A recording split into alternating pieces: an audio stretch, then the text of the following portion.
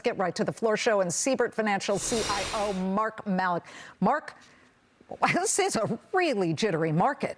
It is. I mean, it is interesting. I mean, I got to say, it's not surprising. I mean, everyone is on the edge of their seats. I mean, we entered the year with that sort of a little bit of nerves there, and it's sort of just amplified itself at this point. Those nerves can be seen over the past 48 hours. If we show two-day charts of the Dow, the S&P, the NASDAQ, the Russell, you can see the volatility here. How do you trade that?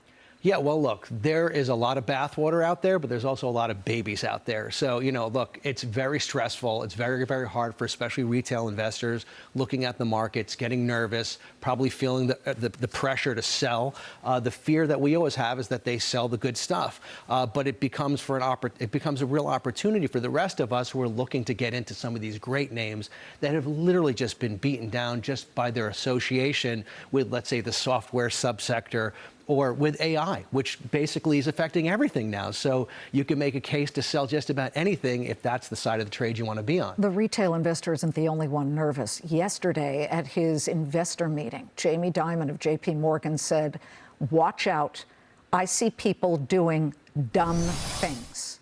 I see people doing dumb things. He said, you know, it's starting to look like the real problem is that high asset prices are getting people too whipped up.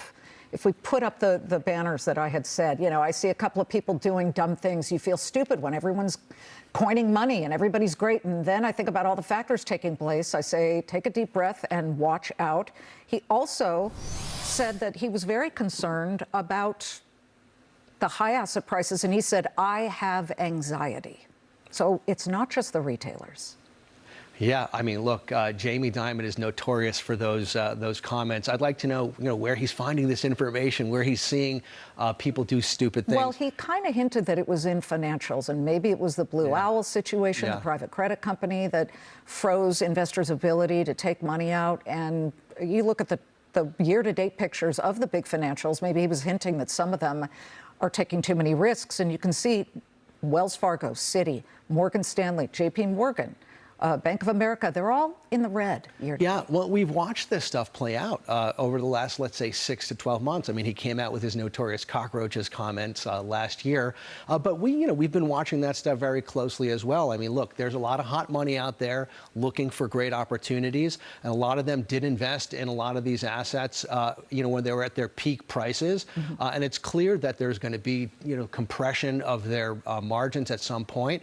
But this is how the industry works, right? So it's just a normal part of the industry. I mean, it just underscores the necessity for everybody, including Jamie, including you and I, and including retail investors, to know what they're investing in. Look carefully at that stuff. Do your diligence. Salesforce and NVIDIA, two huge names, report after the bell. Salesforce, of course, the B2B customer relations management software company, has been really critically hit by all of this AI worry that it would somehow displace CRM.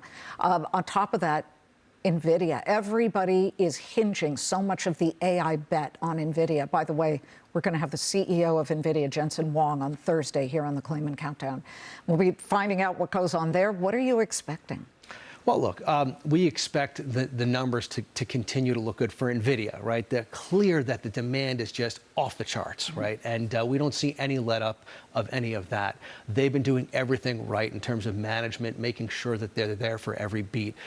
With respect to Salesforce, that's more of a challenge, right? Salesforce is in an industry right now that is changing, but Salesforce has always been on the forefront of that. That's one of those companies that's been under pressure that probably shouldn't. It's one of those babies that has been thrown out with the bathwater.